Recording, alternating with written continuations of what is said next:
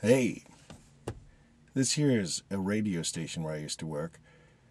This here is a house that I ran into the side of one time when I was going to the radio station. Why did I run into the side of that house? Because I was in a hurry. Simple as that. Simple as that. You know, we're always too much of in a big hurry in our lives. Yes, it's another life lesson by me. I made the last video I made and posted was me going to my folks' house because I was going to take my mom and dad to a Mother's Day breakfast. And I just want to document some of the thoughts that occurred even as I pulled in where I went. I pulled in tight to the curb so that I could get my mom and dad in nice and snug and cozy so we could go to have a nice little breakfast. And we did. We had a nice little breakfast. It was nice and quiet. But I felt the pressure for the little meeting, but I didn't want to feel any pressure because, they're slow and easy, They have no choice. They're old. They're slow. Just as I'm slow in regular life, everyday life, I'm slow. So I like it that way, even though I'm not old. Or that old, at least. I was thinking Wilford Brimley. Wilford Brimley, the guy that talks about you got your diabetes. And Liberty, I'm not going to do any advertising, but we'll send you your medical supplies. We'll put them right on your doorstep. You won't have to do a doggone thing. By golly, we'll give you a truckload of these here pens. We'll make it as convenient as possible so that you don't have to do nothing. Why, you just give us a call today and we'll send you a truckload of these things and we'll stick them on your doorstep.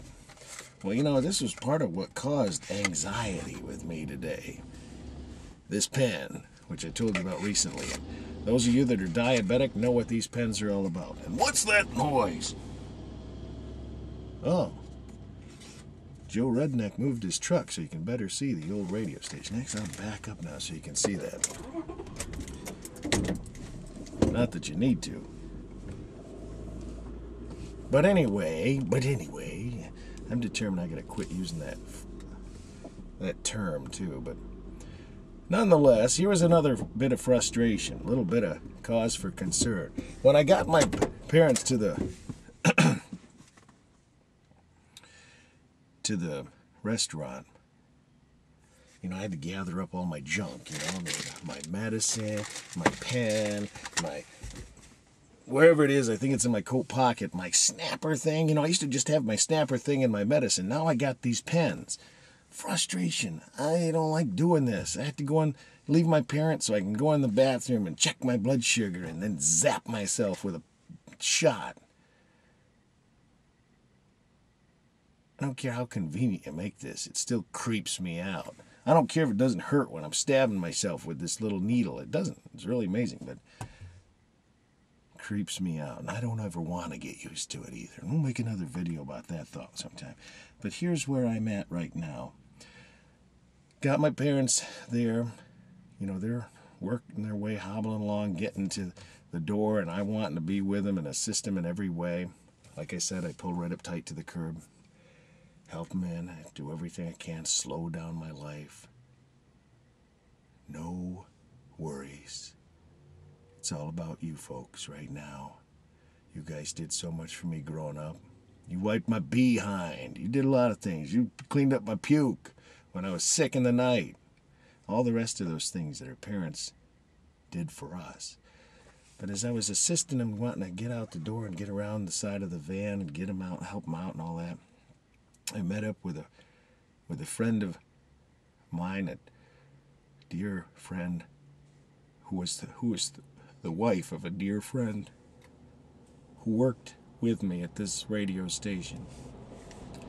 This guy was always full of life. Such a great guy. His name was Dan. He's like, "Hello, Michael, hello." Maybe sometime if I get permission from her, I'll post some of these videos online. that I used to do for the radio station. And Dan's little segment was, "Hello, Michael, hello."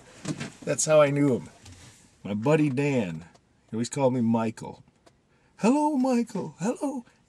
He's just the nicest guy. But Dan died due to complications of diabetes.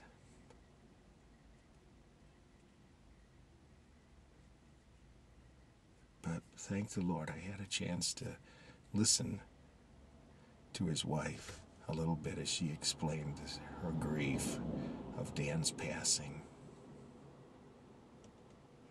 Fortunately, the Lord's been working with me about listening. I talked to a friend of mine recently who lost her husband a couple years back. This was even a setup for my meeting of Dan's wife. And the Lord prepared me for this. And that she told me about how when she talks to folks about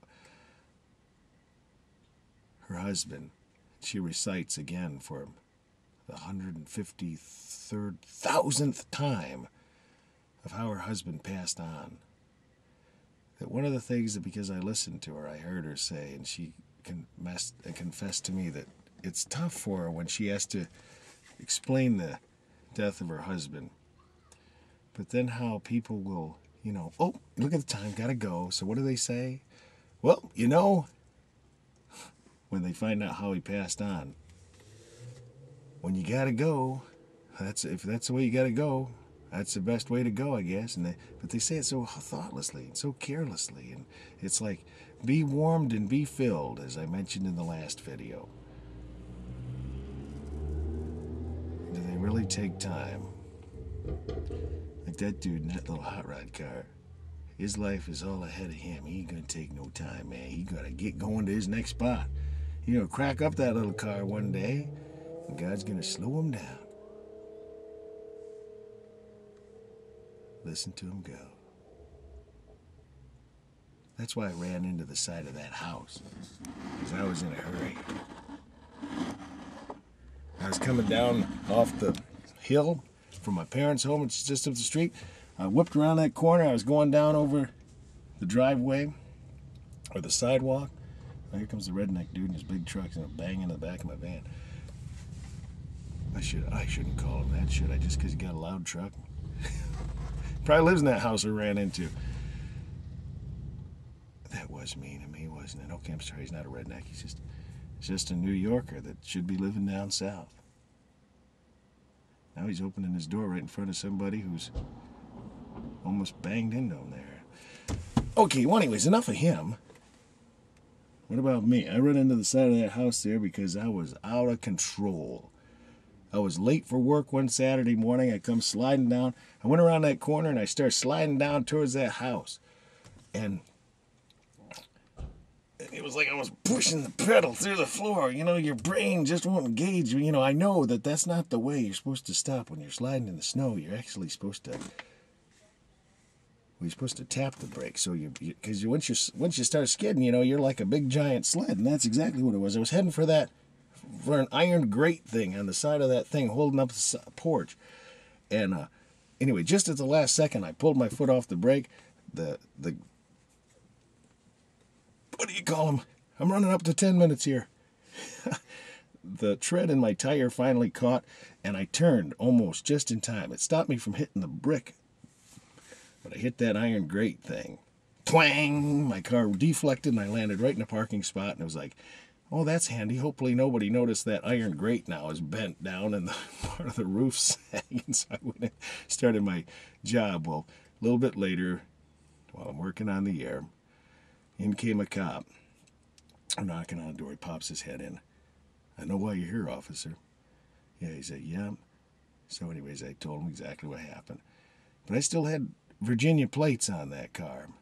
I hadn't yet taken time to have my plates transferred, but that was the lifestyle I was in back in the late 80s. Fortunately, got married, and my wife's done an awful lot to help straighten me around.